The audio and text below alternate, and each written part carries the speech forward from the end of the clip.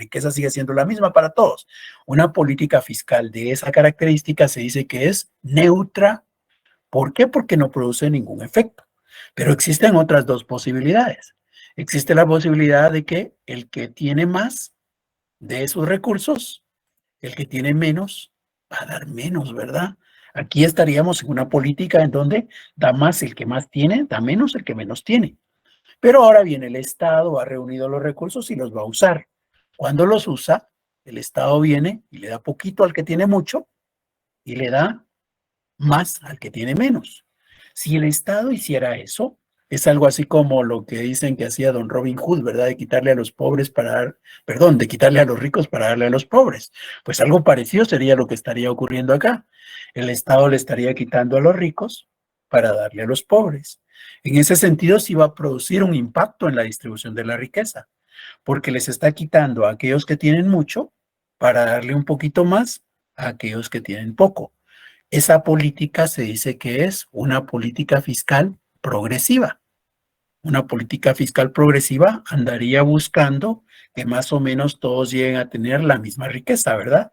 Porque si hay un desequilibrio, pero el Estado viene y empieza a darle al que tiene menos y a quitarle al que tiene más, pues debiera llegar un punto en el cual se da un equilibrio, ¿verdad? Esa política que tiende al equilibrio, esa política que hace que contribuya más el que más tiene para usar los recursos en aquellos que los tienen en escasez, esa es la política fiscal progresiva. Pero hay otra posibilidad, y es que viene este y da esta suma, pero viene este otro y da esta otra. Nos damos cuenta, hay uno que da más que otro, da más el que menos tiene y da menos el que más tiene. Y luego viene el Estado y va a hacer uso de los recursos. Y cuando hace uso de los recursos, no solamente le ha quitado más al que tiene menos, sino cuando en el momento de usarlos, le asigna pocos recursos a él. Mientras que aquel que ya los tiene en abundancia, les ha quitado poquito y cuando los usa, es a ellos a los que les da. En este contexto, lo que vamos a tener es que los que más tienen van a tener más y los que ya tienen menos van a tener todavía menos. Entonces, diríamos en otras palabras, el pobre se hace más pobre, el rico se hace más rico. Una política fiscal como esta se conoce como una política fiscal regresiva. Entonces, hemos visto que hay tres políticas, ¿verdad? Y que estas son prácticamente neutra, equilibrada, neutra, regresiva y progresiva. Estas tres políticas, al final de cuentas, resultan de esas acciones que el Estado realiza acá. Bien, ahora hablemos de un instrumento importante en esto de quitar y de dar. Y ese instrumento importante se llama presupuesto público. El presupuesto público ya es un instrumento de política fiscal, es un instrumento en donde van a estar contenidas esas acciones de dar y de recibir. Veamos esto del presupuesto público entonces. ¿El presupuesto qué es? El presupuesto es una estimación, es una expectativa de lo que podría pasar. Así como tenemos en esta imagen, ¿verdad? Hay una persona que piensa en irse a los Estados Unidos, ¿verdad? Y sueña con que va a estar recibiendo dólares, que va a estar disfrutando de la vida, pero eso es lo que sueña, eso es lo que cree que va a pasar, esos son sus presupuestos, pero la realidad muchas veces resulta ser otra, ¿verdad? Hay una diferencia entre lo que es la expectativa y lo que es la realidad. Pues igual ocurre acá cuando hablamos del presupuesto. El presupuesto es una estimación de lo que nosotros creemos que podríamos recibir, de lo que creemos que podríamos hacer, lo que podríamos usar. No es lo que realmente necesariamente va a pasar. Es algo así como cuando espero construir yo, por ejemplo, una casa o de repente quiero reparar un carro, pues voy con el mecánico y le digo, mire, me chocaron, este es el golpe que tiene, como en cuánto me sale. Y él me da un presupuesto, ¿verdad? Que no quiere decir que exactamente eso me va a cobrar. Me podría cobrar menos, me podría cobrar más. Solo es una expectativa de lo que podría cobrarme. Es un presupuesto. Bueno, pues resulta que eso es el presupuesto. El presupuesto es una estimación que encierra dos elementos. Primero, estimamos cuánto dinero creemos que como Estado vamos a recibir. El Estado estima cuánto dinero va a recibir. Y una vez ya estimó cuánto dinero va a recibir, empieza a considerar en qué podría usar esos recursos. Eso es el presupuesto. Hay un presupuesto ahí de ingresos y luego hay un presupuesto de egresos. Bueno, pues esto lo vemos más o menos así. Es como que estuviéramos soñando, ¿verdad? Soñamos, compramos un billete de la lotería y estamos ahí pensando, ay, ¿y si yo me ganara la lotería? ¿Y si yo me ganara la lotería? Ese es el presupuesto de ingresos. Si te ganaras el millón de quetzales, ¿qué harías con él? Ah, si yo me ganara el millón de quetzales, presupuesto de ingresos. Si me ganara el millón de quetzales, pues me compraría una casa, me compraría un carro, me compraría una computadora. Eso es el presupuesto de egresos. ¿Se dan cuenta? Ni una ni otra cosa existe. Las dos son puras expectativas, creencia de lo que puede ocurrir, esperanza de lo que puede ocurrir. En los ingresos, yo solo tengo el billete de lotería y estoy soñando que me la gano, estoy pensando que me la voy a ganar. Presupuesto de ingresos, estimando lo que podría pasar en los ingresos. Y luego vengo y digo, ¿y si de verdad llegara a recibir eso, en qué lo gastaría? Y empiezo a decir todo lo que haría con ese dinero.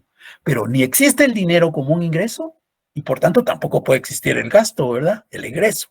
Pero así es el presupuesto. El presupuesto de ingresos y egresos tiene esos dos elementos, ingresos y egresos, y los dos son una expectativa, son un pronóstico, son lo que esperamos que ocurre, son una estimación. En el caso de Guatemala existe un proceso para formular el presupuesto. Este presupuesto consta de 8 fases. Estas 8 fases se llevan prácticamente más de un año en su realización. La primera fase es la de la planificación, luego viene la fase de la formulación. ¿Qué ocurre en estas dos fases? Digamos que cada una de las entidades del Estado, ahí por febrero o marzo, empieza a elaborar su presupuesto.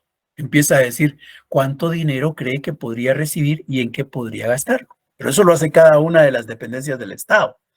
Lo hace cada ministerio, cada dirección del ministerio, cada dependencia hace su presupuesto. Y luego lo juntan por ministerio o por secretaría o por entidad autónoma o descentralizada y se lo trasladan al Ministerio de Finanzas Públicas. El Ministerio de Finanzas Públicas viene y reúne los presupuestos que le han hecho todas las entidades del Estado y forma un solo presupuesto. Ese es el presupuesto del Estado. Ese es el presupuesto que se va a someter, hay que presentárselo al Congreso de la República. Entonces, ese es el momento de la presentación. El ministro de Finanzas llega al Congreso de la República y dice, este es el presupuesto del Estado. Los diputados lo reciben y le dan el trato de una iniciativa de ley. Ustedes ya han estudiado el proceso de formulación legislativa, ¿verdad? Hay una iniciativa de ley, la cual se somete a 3 momentos de discusión. Después de la discusión viene la aprobación. Bueno, pues todo ese camino que ustedes han estudiado en Derecho para la formulación de una ley es el que se sigue también para el presupuesto. Como hemos dicho, las entidades del Estado probablemente en este momento están preparando su proyecto de presupuesto. En junio lo van a tener que entregar al Ministerio de Finanzas. El Ministerio de Finanzas tiene hasta los primeros días de septiembre para integrar todos esos presupuestos. Y en la primera semana de septiembre llega el ministro al Congreso de la República a presentar ese proyecto. Los diputados tienen desde principios de septiembre hasta más o menos finales de noviembre para poder aprobar ese presupuesto. Entonces vienen los diputados y debieran celebrar 3 reuniones, ¿verdad? Y discutirlo y en la tercera reunión ya decidir después si se aprueba o no se aprueba. A veces se aprueba, a veces no se aprueba. Cuando no se aprueba, pues ni modo, no pasó nada, ¿verdad? Habrá que usar el presupuesto que estuvo vigente el año anterior. Pero si lo aprueba, pues entonces viene el momento de la aprobación y queda ya todo listo para que en el año entrante, es decir, estamos hablando del 2023, lo que hemos hecho este año, pues el 2024 sería el presupuesto. Estaría el presupuesto vigente desde el 1 de enero del 2024 al 31 de diciembre del 2024.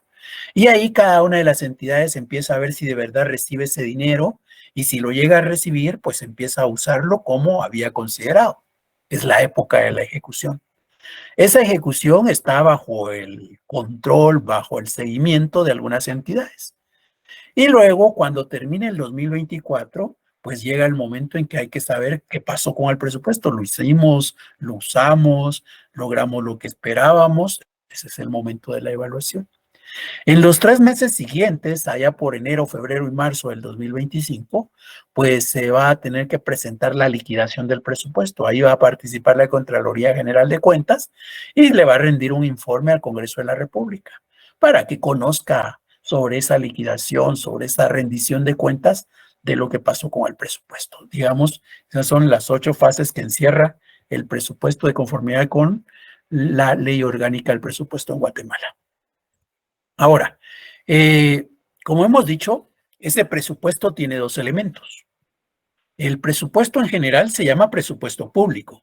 En cualquier país del mundo, si decimos presupuesto público, se va a entender que nos estamos refiriendo a ese presupuesto que hace el Estado. Pero cada país le da un nombre distinto, que tiene relación con lo que hemos dicho. En el caso de Guatemala, por ejemplo, nosotros lo llamamos en nuestra Constitución Política de la República Presupuesto General de Ingresos y Egresos del Estado. Ya el nombre que le damos en Guatemala, ¿verdad? Presupuesto General de Ingresos y Egresos del Estado, nos está marcando que tiene 2 componentes. Por un lado los ingresos, por el otro lado los egresos. Veamos qué hay por el lado de los ingresos. Los ingresos se dice que hay de 2 tipos. Hay ingresos que son corrientes, ingresos que son de capital. ¿Qué diferencia hay entre los ingresos corrientes y los ingresos de capital? Los ingresos corrientes tienen esta característica. Se van a presentar durante todos los años. Un ejemplo es, el caso de los ingresos que percibe el Estado, por ejemplo, cuando pagamos impuesto al valor agregado, cuando pagamos IVA. El IVA desde 1983, el Estado de Guatemala lo ha estado recibiendo, año a año. Llegamos ahora al 2023 y el Estado lo está recibiendo. Vamos a ir al 24, al 2025, al 2026 y seguramente el Estado lo sigue recibiendo. Eso es corriente. Lo que se presenta durante todos los ejercicios fiscales se conoce como ingresos corrientes. Pero hay ingresos que no son corrientes, hay ingresos que son de capital, hay ingresos que resulta que no se presentan todos los ejercicios fiscales, sino solamente uno o algunos. Esos son ingresos de capital. Esos son ingresos extraordinarios. Por ejemplo, cuando en su momento vino el gobierno de Guatemala y dijo, vamos a vender una de nuestras empresas, pues vendió la empresa y recibió dinero, ¿verdad? Es un ingreso. Pero ese ingreso no quiere decir que, ay, como la vendió este año, también seguramente el año entrante le van a pagar y el año que sigue también. No, solamente cuando vendimos la empresa, pues recibimos como Estado ese dinero, de ahí ya no más. Entonces ese es un ingreso de capital. También podríamos verlo como en el caso de donaciones, por ejemplo, que al Estado de Guatemala le hayan entregado una suma de dinero en este año por parte de Taiwán, por ejemplo, no quiere decir que como nos dio este año Taiwán, seguramente el año entrante también. Y después en el 25 y en el 26 también. No, hoy nos dio, pero ahora no nos va a dar otra vez. Podría ocurrir, pero no es necesario. Esos son ingresos de capital, ingresos que normalmente tienen que ver con los bienes de capital del Estado. ¿Alguna duda, alguna inquietud? Bien, si no hay, seguimos hablando de los ingresos. Ya hemos dicho que estos se clasifican en corrientes y extraordinarios, ¿verdad?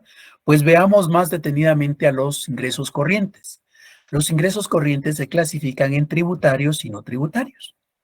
¿Cuál es la diferencia entre los ingresos tributarios y los no tributarios? Bueno, pues aquí lo que tenemos es que la diferencia está en que en los tributarios el Estado está investido de un poder especial. Como está investido de un poder especial, viene y me quita mi dinero, me quita mi riqueza y no está comprometido a darme nada a cambio. Yo le doy parte de mi riqueza. El Estado me quita parte de mi riqueza y yo no estoy obligado a pedirle nada a cambio, ni el Estado a darme algo en cambio. Por eso se llaman tributarios. Por eso normalmente los llamamos impuestos. Nos los imponen. No nos están preguntando si queremos dar. Nos imponen la obligación. Entonces son los ingresos tributarios. Eso se parece a lo que hacen algunos extorsionadores, ¿verdad? Los que extorsionan ahí de repente llegan con una persona y le dicen, por ejemplo, en los negocios, ¿verdad?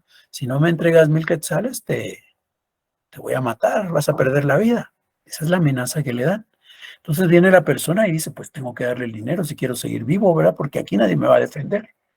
Eso que está ocurriendo ahí es casi lo que hace el Estado cuando cobra impuestos.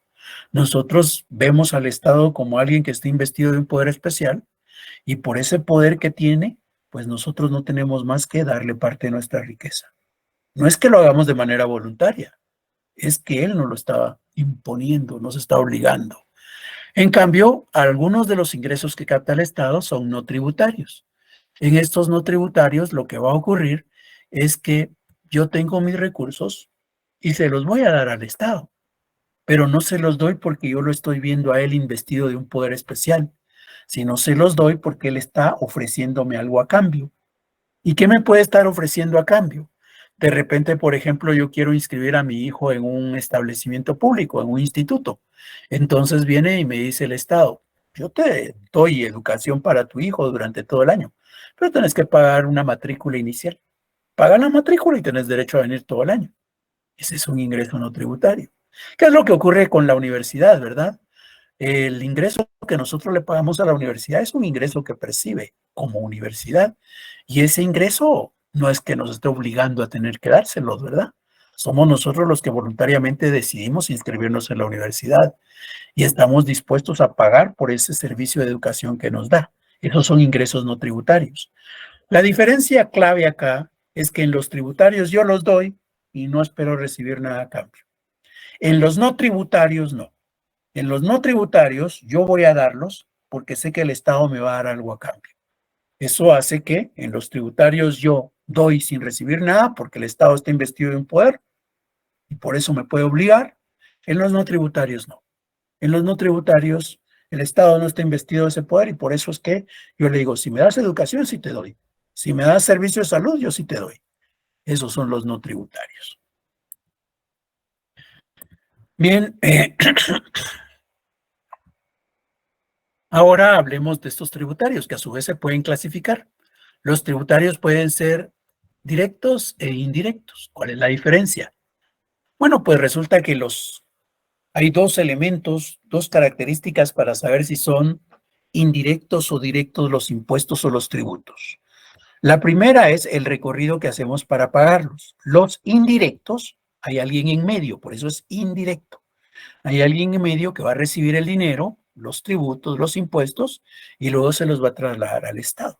Eso es indirecto. Es obvio que es indirecto porque hay alguien en medio, ¿verdad?, que los recibe y luego se los lleva al Estado.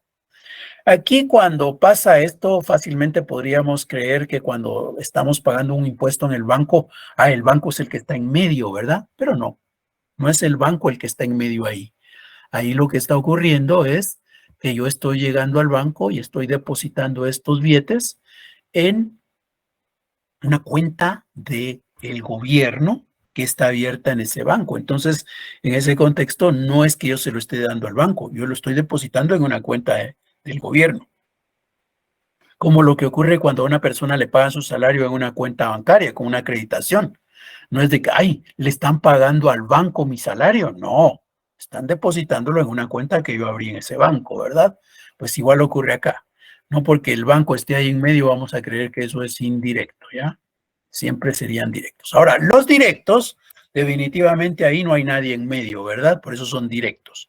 Nosotros lo hacemos directamente al Estado.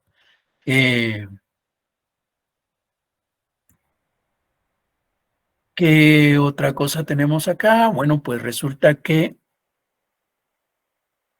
el segundo criterio, ¿verdad? Este es el camino que seguimos para pagarlos. El segundo criterio, para poder saber si son indirectos o directos, tiene que ver con lo que se graba. Y esta es la diferencia más importante. Si alguna vez tenemos duda para saber si un impuesto es directo o indirecto y estamos tomando únicamente el camino que seguimos para pagarlo como criterio, pues lo que tenemos que hacer es acudir a este segundo criterio, porque este segundo criterio es el más claro, es el más determinante. ¿Qué dice este segundo criterio? Dice, por lo que se graba. Los impuestos indirectos son los que van a grabar, ¿qué? Van a grabar el consumo, van a grabar el gasto. Eso es lo que graba. Entonces, siempre que yo esté pagando impuestos por consumir, siempre que esté pagando impuestos por pagar, por gastar, entonces estoy ante un impuesto indirecto. Por ejemplo, cuando compramos en un restaurante de comida rápida, pues ahí estamos pagando impuesto, pero ese impuesto lo pago por haber comprado. Si no hubiera comprado, no pago. Cuando yo voy a un supermercado, como en la figura esta, también, pues, cuando paso a la caja, pago el impuesto. Y lo pago porque compro. Si no compro, no pago. Si no consumo, no pago. Esos son los impuestos indirectos. Ahora, los directos no. Los directos se van a establecer en función del patrimonio que tenga la persona. Entonces, estos los va a pagar la persona si tiene patrimonio. Si no tiene patrimonio, no paga. Entonces, por ejemplo, existe un impuesto sobre inmuebles. El impuesto sobre inmuebles lo paga el que tenga inmuebles. Si yo nunca he comprado una casa, no soy dueño de un terreno, no voy a pagar nada de impuesto sobre inmuebles. Si yo tengo un predio, pues voy a pagar impuesto. Si yo tengo una pequeña casita en un área marginal, voy a pagar este impuesto. Si yo tengo una casa en la zona 10, bastante grande, hasta con piscina, pues seguramente voy a pagar este impuesto y voy a pagar más que lo que paga aquel señor que tiene la casita en el área marginal. Estos impuestos se pagan en función del patrimonio. Igual, existe el impuesto sobre circulación de vehículos. El impuesto sobre circulación de vehículos también se paga en función de los vehículos.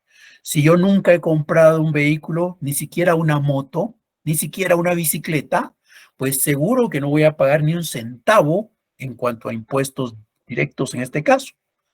Pero si yo tengo un pequeño carrito viejito desde hace como 20 años, pues para poder circular tendré que pagar ese impuesto por tener carrito. Y si tuviera un carrito de una de las marcas, un carro de lujo de ahora, último modelo, pues seguramente pagaré mucho más impuesto que si tuviera un carrito viejito de hace 20 años. Entonces, este se paga en función del patrimonio. Se paga en función de la renta que se tiene, es decir, del ingreso.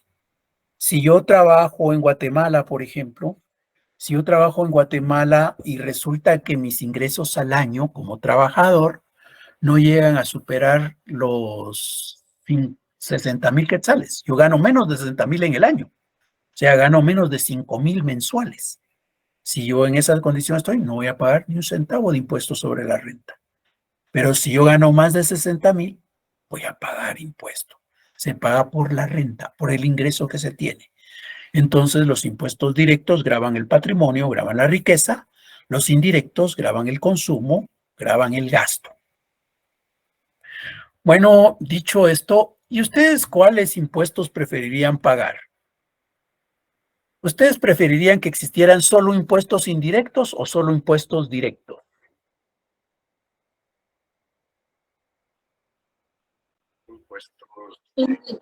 Indirectos.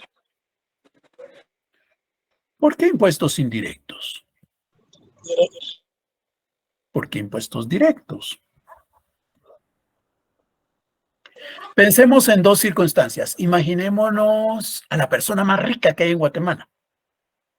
Ni siquiera sé quién sea, ¿verdad? De repente puede ser alguien de apellido Castillo, Botrán, Novela, Pais, no sé, ¿verdad? Pero imaginémonos que uno de estos señores es. De repente ahora con los cambios o las circunstancias políticas que se dan puede ser el apellido de un político, ¿verdad? Pero pensemos en alguno de ellos. Ellos tienen muchas propiedades. Ellos tienen patrimonios bastante grandes. Ellos perciben rentas enormes. Entonces, ellos no quieren que existan impuestos sobre la renta. Ellos no quieren que existan impuestos sobre el patrimonio. Dicho en otra palabra, ellos no quieren que existan impuestos directos. ¿Ya? Ahora, imaginémonos la persona más pobrecita que hay en Guatemala. Una de esas personas que de repente viven bajo un puente, que se duerme entre unos cartones cubiertos con un poncho viejo y que a puras penas lo que hace en el día es cuidar carros en la vía pública y cobra y con ese poquito dinero que recibe apenas si le alcanza para comprar sus alimentos del día. Esa persona podríamos decir es la más pobre que hay en Guatemala, la que vive en una situación de pobreza más grande en Guatemala. Ahora, ¿esa persona paga impuestos directos? No paga nada de impuestos directos. Porque no tiene casa, porque no tiene carro. Pues, porque no tiene renta, ¿va? O tiene una renta, pero como dije antes, no supera los 60,000 al año, obviamente, ¿verdad? Entonces, esa persona no paga ni un centavo de impuestos directos. Pero resulta que si va a comprar su cafecito, si va a comprar el pan, si va a comprar la tortilla, si se compra una caja de leche, si de alguna manera le alcanza para comprarse una hamburguesa, pues ahí va a estar pagando impuestos. O sea, la persona más pobre de Guatemala no pagaría ni un centavo con impuestos directos, pero pagaría impuestos indirectos. Entonces, esta persona o los que tienen características como ella van a decir, no debieran existir los impuestos indirectos, debieran existir los directos. Así es este mundo. Las personas que tienen abundancia de riqueza no quieren que existan los impuestos directos. Las personas que tenemos riqueza limitada preferimos que existan impuestos directos que indirectos. Depende de qué grupo social es al que pertenezco, voy a preferir unos u otros impuestos. Y aquí tengo la situación, ¿verdad? Eh, a veces puede ser que unos pesen más que otros. En este ejemplo, ¿verdad? Los indirectos se nota que pesan más porque en este sube y baja han logrado, el peso de los indirectos es tan grande que ha levantado al de los directos, ¿verdad? A esto donde vamos a comparar cómo está la porción de directos y de indirectos se le conoce como estructura tributaria. La estructura tributaria nos muestra cómo están distribuidos los ingresos tributarios entre directos e indirectos. Si hay unos más o hay otros menos, o quiénes son más y quiénes son menos. La estructura tributaria tiene tres posibilidades. Hay una de que estén exactamente igual. La mitad de los ingresos tributarios son directos, la mitad son indirectos. Si la estructura tributaria fuera así, se dice que es una estructura tributaria neutra o equilibrada. Pero existen otras dos opciones, obviamente, ¿verdad? Una es que los directos pesen más. Si los directos pesan más, esta estructura tributaria es progresiva. En cambio, si los indirectos son los que pesan más, la estructura tributaria es regresiva. En Guatemala paga más el que menos tiene. Entonces, si así es, ¿qué estructura tributaria tenemos? ¿Progresiva, neutra o regresiva?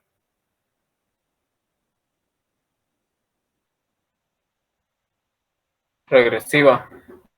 En Guatemala la estructura tributaria es regresiva.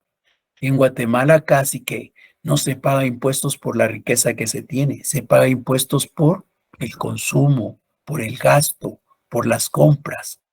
Y eso hace que paguemos más los que menos tenemos comparado con la porción que pagan los que más tienen. Otra cuestión más, otro concepto más relacionado con esto de los ingresos es la carga tributaria. La carga tributaria lo que hace es compararnos dos elementos, los ingresos tributarios y el PIB. El PIB, ¿se recuerdan ustedes? Es la producción de la economía. Entonces, dividimos los ingresos tributarios dentro del PIB y lo multiplicamos por 100, nos da un porcentaje. La carga tributaria nos dice qué porcentaje del PIB es el que recibe el Estado como ingresos tributarios. La carga tributaria en Guatemala, por ejemplo, durante muchos años ha estado en alrededor del 10%. Eso quiere decir que de todo lo que produce Guatemala, el PIB, el 10% llega a las arcas del Estado. La carga tributaria en Guatemala es del 10%. Ahora, ¿es bueno tener una carga tributaria del 10% o es malo? Aquí habrá que considerar lo que ocurre con otras economías. Por ejemplo, economías como las de los Países Bajos, allá en Europa, economías como la de Suecia, Holanda, tienen características de que la carga tributaria llega a ser de hasta el 60%. ¿Qué quiere decir eso? Quiere decir que aquel europeo, digamos que son quetzales, ¿verdad? Aquel europeo por cada quetzal que recibe, 60 centavos se los da al Estado.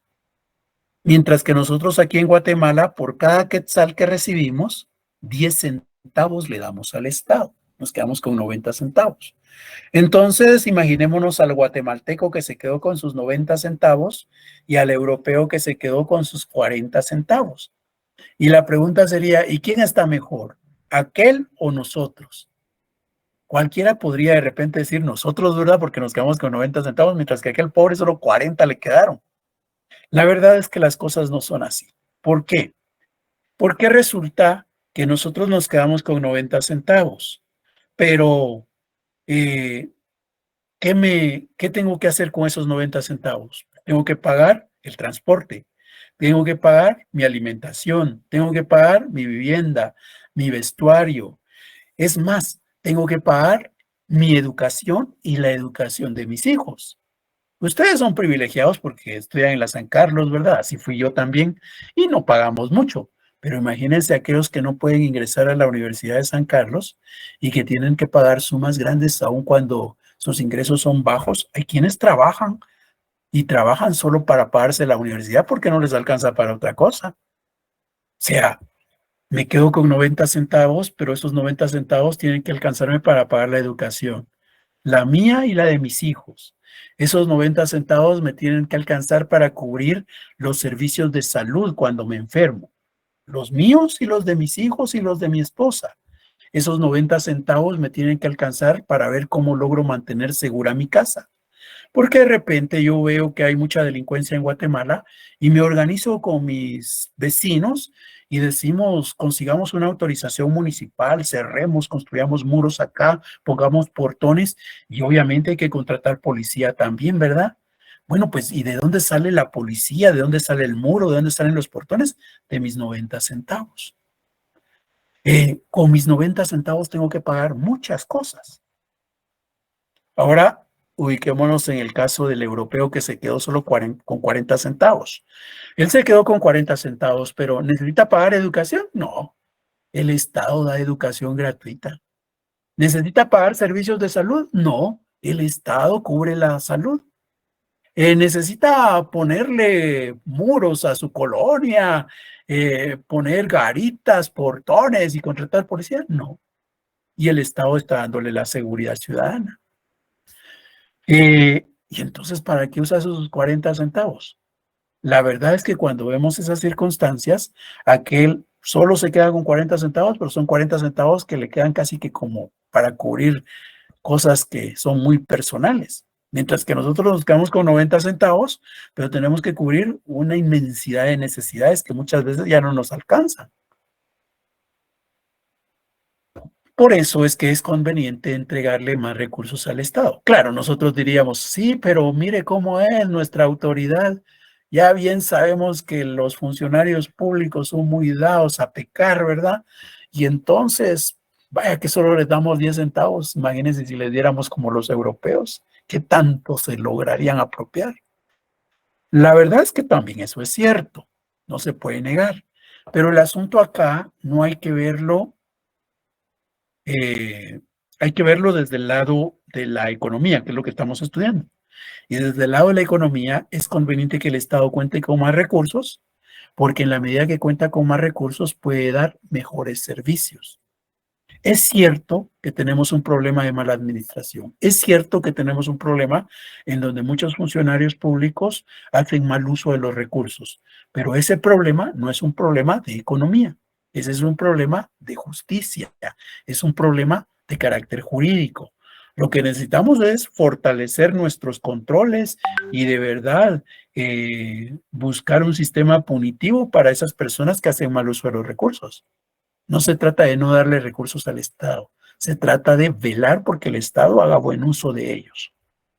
Bien, y ahora hablando del lado de los egresos, pues del lado de los egresos tenemos también una clasificación.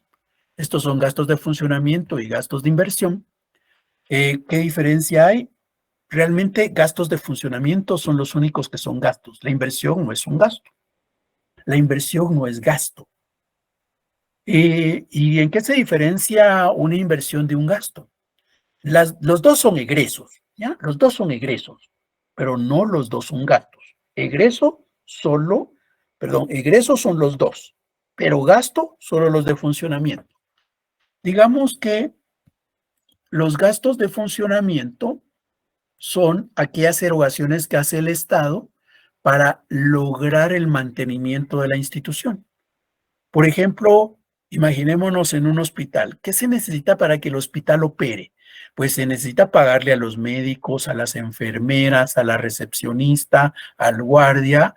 Necesitamos pagar agua, pagar luz, ¿verdad? Porque sin luz no funciona el hospital, sin agua no funciona. Pues todo eso que hay que hacer son gastos de funcionamiento. Esos pagos son gastos de funcionamiento. Ahora, ¿qué hace la inversión? La inversión lo que hace es fortalecer, ampliar la capacidad que tiene el Estado de poder prestar servicios. Si yo logro ampliar o mejorar la capacidad del Estado, lo que estoy haciendo son inversiones. Si yo con las erogaciones lo que hago es ampliar la capacidad del Estado, por ejemplo, construyo una escuela, le estoy ampliando la capacidad al Estado de poder prestar el servicio de educación. Si yo lo que hago es ampliar el hospital para que hayan más camas, pues entonces lo que estoy haciendo es una erogación para que el Estado tenga la capacidad de prestar más servicios de salud. Eso es la inversión, la ampliación de la capacidad o la mejora de la capacidad de prestar servicios. Si, por ejemplo, yo hago una erogación para capacitar a todos los maestros del nivel primario para que le den una mejor formación a los niños, pues entonces lo que estoy haciendo es una erogación para mejorar mi capacidad como Estado de prestar el servicio de educación. Eso es inversión. La inversión lo que busca es ampliar o mejorar la capacidad que tiene el Estado para prestar servicios. El gasto de funcionamiento solamente son erogaciones para mantener, para que esté la operación. Y ahí es donde hago la diferencia entre los gastos y la inversión. En general, cuando se habla de los gastos, son erogaciones que se hacen que solo permiten mantener las cosas, ¿verdad? Mientras que la inversión son erogaciones que se hacen para conseguir más beneficios. Y ahí un ejemplo que puede ser muy pesado, pero que, digamos, con el perdón de las personas que no se sientan o que se sientan agredidas con esto, pero puede ser más fácil de comprender. Tal vez la diferencia entre gastar e invertir es que si una persona viene y compra flores y chocolates y se los da a su esposa, digamos, bueno, pues resulta que eso es gasto de funcionamiento, ¿ya? Solo garantiza mantener la operación, no pasa nada más. Ahora, si compra las flores y los chocolates para otra señorita, pues entonces ahí no es para mantener la operación, sino para obtener otro beneficio, ¿verdad? Eso es la inversión. La inversión son erogaciones orientadas a obtener beneficios. Y esos beneficios pueden ser la ampliación o la mejora de la capacidad de prestar servicios. Mientras que los gastos de funcionamiento, lo único que hacen es garantizarnos que vamos a seguir operando como hoy estamos. Bien. ¿Alguna duda? Todo claro, licenciado. Sí. Bien. Licenciado, fíjese que yo no entendí muy bien lo que estaba hablando de las políticas, de la política progresiva, neutra. No le entendí muy bien ese tema. ¿Será que usted me puede, por favor, volver a explicar? Gracias. David, por favor.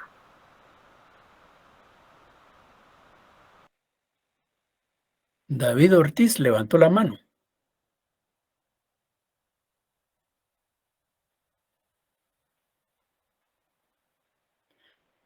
Bien, parece que David solo la activó, pero no era que tuviera nada.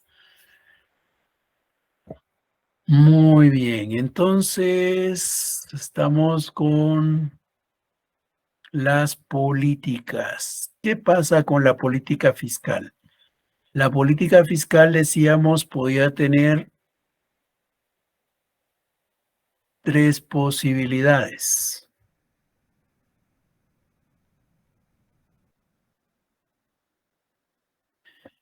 ¿Cuáles son esas posibilidades? Las posibilidades son de que, digámoslo, en que quita y da, ¿verdad? Viene el Estado y quita y luego da. Como el juego de la perinola, ¿verdad? Quita, pon y quita. Bueno, pues igual hace el Estado. Viene el Estado y nos quita. Si nos quita 100 y nos devuelve 100, no pasó nada, ¿verdad? Entonces eso es una política neutra. No pasó nada. Es una política fiscal neutra. Si a todos nos quitó 100 y a todos nos dio 100, no pasó nada. Es una política neutra. Ahora, no todas las personas tenemos lo mismo. Hay unos que tienen más, hay otros que tenemos menos. Así es el sistema. La riqueza no está distribuida de manera equitativa entre todos. Hay unos que tienen mucho y hay otros que tienen poco. Ahora, si el Estado lo que hace es quitarle a los que tienen poco para darles a los que tienen mucho, entonces quiere decir que los pobres se van a volver cada vez más pobres y los ricos se van a volver cada vez más ricos. Esa política fiscal, ¿qué nombre tiene? ¿Alguien que nos ayude? Neutro. Regresiva. Regresiva. Esa política fiscal sería regresiva. No es neutra, porque neutra quiere decir que no pasa nada. Pero en este ejemplo que estoy dando, pues tengo una situación en donde hay desequilibrio. Hay uno que tiene mucho y hay uno que tiene poco. ¿Y qué hace el Estado? Quitarle al que tiene poco. A la gran, tiene menos ahora. ¿Y qué va a hacer con lo que recibió? Dárselo al que tiene más. O sea, este cada vez más alto y este pobrecito cada vez más abajo. Eso es regresivo. ¿Qué sería lo progresivo? Lo progresivo es ir achicando las diferencias. Entonces, en lo progresivo, ¿qué voy a hacer? Le voy a quitar al que tiene mucho para darle al que tiene poco. Entonces, le quito al que tiene mucho y le doy al que tiene poco. Eso es progresivo. Y son las tres políticas o las tres formas que puede presentar la política fiscal. La política fiscal puede ser una política fiscal neutra, una progresiva o una regresiva. Sí, Edgar. Licenciada, buenas noches. Disculpe, solo no sería tan amable de ponerla para que tenga la captura de la política fiscal regresiva, que esa no me dio tiempo de tomar la captura, disculpe.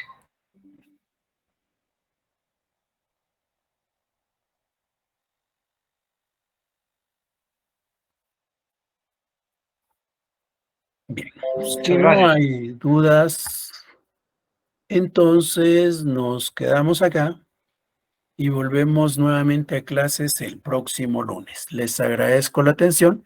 Les voy a dejar una actividad. ¿Se recuerdan que tenemos pendiente la quinta actividad, que es opcional, que busca apoyar a aquellos que solo han hecho 3 de 4 o aquellos que sacaron una nota muy baja en alguna de las 4, ¿verdad? Esa actividad se las espero dejar hoy en la noche y no es que vayan a tener solo un día para resolverlo, van a tener varios días. Vamos a tener de aquí al domingo para resolver, ¿ya? Entonces, ahí están al tanto de la publicación, por favor. Y esta va a ser por Moodle, ¿ya? Por Moodle. Entonces, hay que estar atentos para poder ingresar a Moodle. De igual manera, siempre les llegan las notificaciones, ¿verdad? Por Classroom les voy a estar recordando también que está esa actividad cuando ya la haya puesto disponible dentro de la plataforma. Josué. Buenas noches, Lick. Fíjese que tenía una duda, una inquietud. Fíjese que yo estaba haciendo sus actividades y he tenido problema con la recepción. Sí me llegan sus notificaciones. Hice la actividad, la entregué, pero me aparece sin entregar. No sé por qué razón me aparece así de esa manera, Lick. Perdón la inquietud. Eso no es problema. Lo que ocurre es que Classroom no está vinculado a los formularios. Por eso, cuando ustedes cumplen con el formulario, no necesariamente en Classroom se actualiza. Ustedes pueden darle el marcar ahí como entregada la tarea, pero igual, no afecta. No importa si en Classroom aparece como entregada o no entregada. Aquí lo que cuenta es que hayan recibido la notificación de la calificación. Si recibieron la notificación, eso es lo que va a aparecer registrado cuando se haga la publicación correspondiente. Ahora, es posible que alguien no haya recibido notificación. Ocurre porque hay personas que se equivocan en su dirección, porque a la dirección que ustedes consideran en el formulario es a la que yo les notifico la calificación. Hay personas que tienen sus direcciones así meras extrañas. Ustedes por ahí hay una persona donde son más números que letras su dirección. Y de plano, ¿verdad? Son tantos sus números que escribe que más de alguno se equivocó. Entonces, cuando yo le mando la notificación, me regresa el correo porque no logra encontrar ese buzón, porque definitivamente su dirección tiene un error, ¿verdad? Casos como este son los que hacen que algunas personas no reciban su notificación.